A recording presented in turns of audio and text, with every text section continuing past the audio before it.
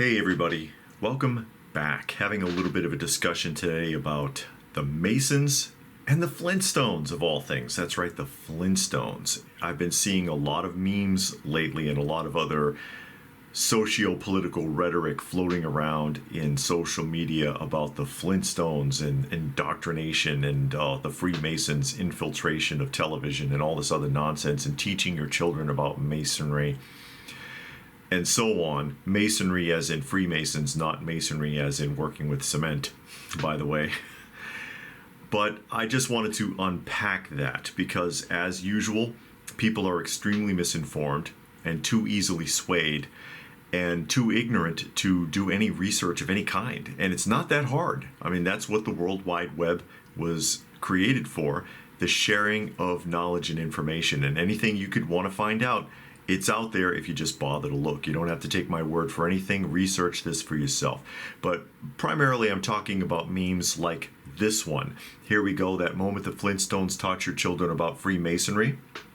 And here you see Fred and Barney with their Water Buffalo Lodge hats on, and there's Fred Flintstone with a Masonic apron in front of a Masonic symbol, Fred and Barney with aprons, Water Buffalo Lodge with Masonic symbols on it.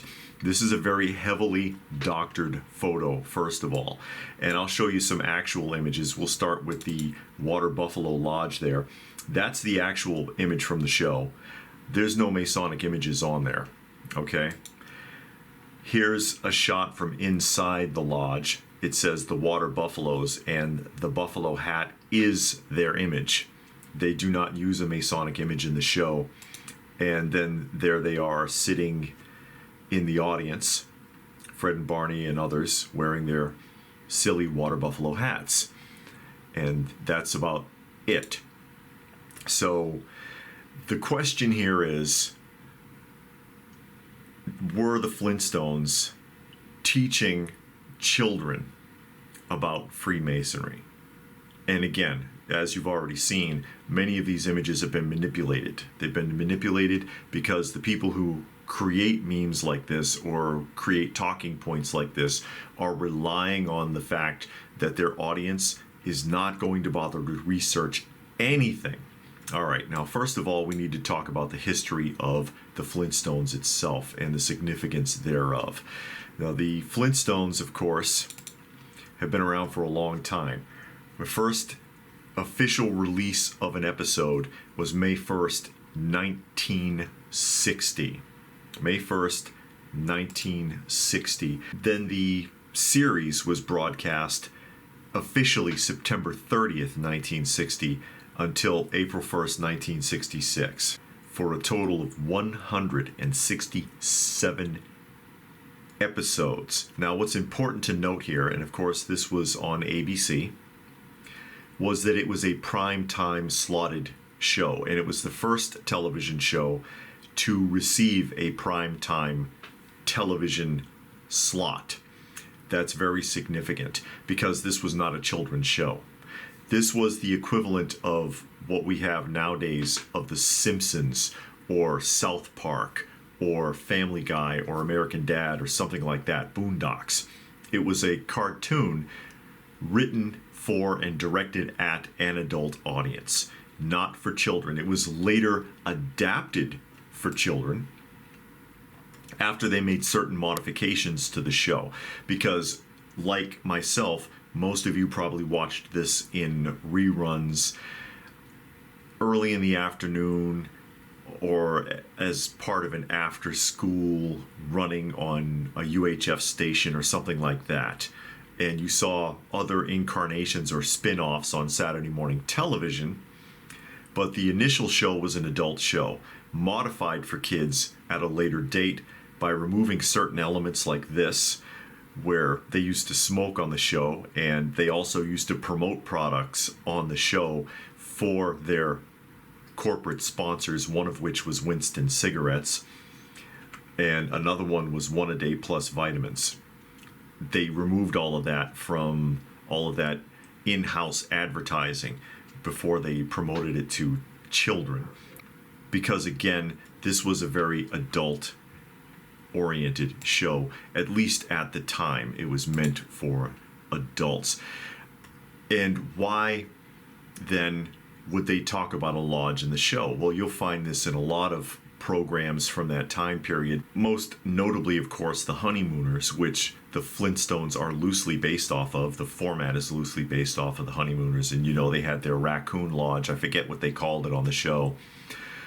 This was a very well-known element in that time period. And assuming that they're injecting something to fool people or to indoctrinate people in television in respect to the Masons or other lodges, other fraternal lodges that were in existence at the time, like the Elks or the Moose Lodge, Lions Club, stuff like that, and several others. This was a very popular thing in those days. Everybody knew about them. Everybody knew where they were and what they did. Everybody knew. And we can jump to the Masons web pages. This is msana.com, and it has all of their statistics for lodge memberships for the United States to date. This particular chart goes from 1924 to 2018. There are more extensive charts, and I'm going to show a couple of them here in a minute. And these charts are readily available. You can find out anything you want to know about the Masons really by going to any of their websites, because they don't hide any of it. They've always had open source like this as far as trying to find out any of their information, and especially nowadays that you have access to the internet, you can find out anything you want about them right from them. And it's fairly accurate, actually. And any books, secret books and stuff, you can buy them on Amazon, people. There's no secrets. The big secret is there is no secrets. And they play off of the fact that there are secrets. Even the Masons benefit from this because it entices people to membership because they think there are secrets and then they don't find out nothing.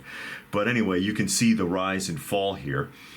And both of the big rises come after a war. The first big incline is after World War I. Then there's a dip for a while, and then another big rise after World War II.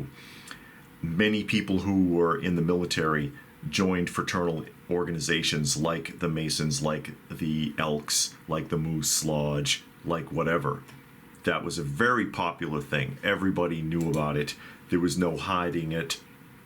Here's a snippet from that same webpage on a different chart. So right at 1960, when the show aired, 4,099,219 members. And again, this is just the U.S. Masonic Lodge. It's not counting other fraternal lodges in the United States, which would probably double these totals. It was very popular. Everybody did it. Everybody knew about it. Everybody knew where they were, what they did. They were very active in the communities, very close ties to military veterans, so on and so forth. Very respected in communities. And so, yeah, that's going to be reflected on television, in the Flintstones, in the Honeymooners, in other shows. And here's a current statistic going up to the year 2023, and you can see that it's all the way down to 869,429 total members across the United States. And having once upon a time been a member myself, I'll tell you that the reason for this is because there's no new memberships. Very few people are getting involved. Almost their entire body consists of people that are retirement age and older.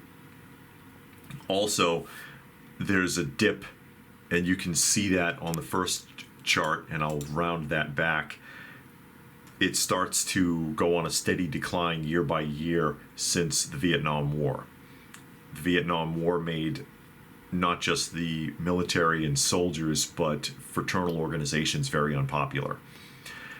And you can see it there, and there is no recovering from it. There'll be a day sometime in the future, God knows when, that all of these Masonic fraternities and others will shutter their doors permanently just from lack of interest.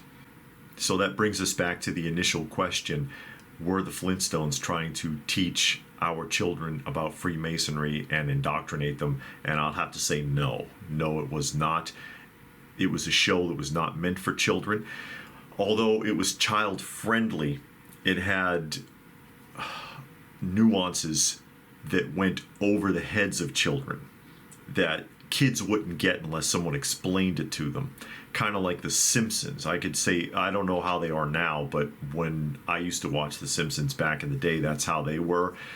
They knew kids might be watching, so they tried to be a little careful.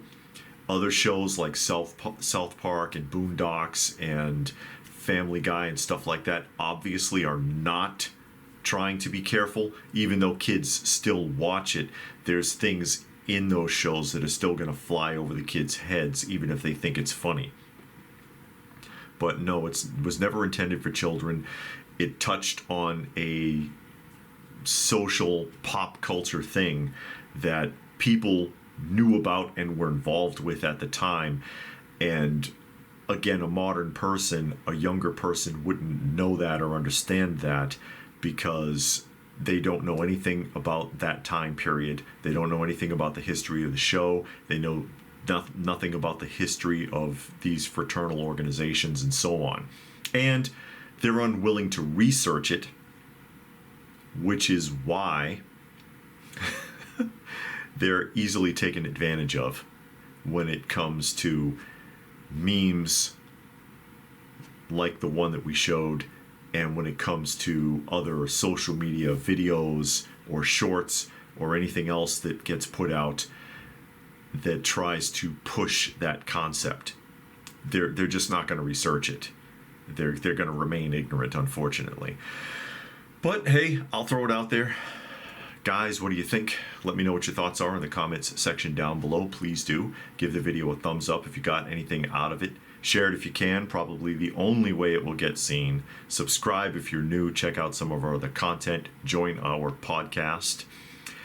And if that is it, then what more can I say but stay tuned, folks, because there is more to come.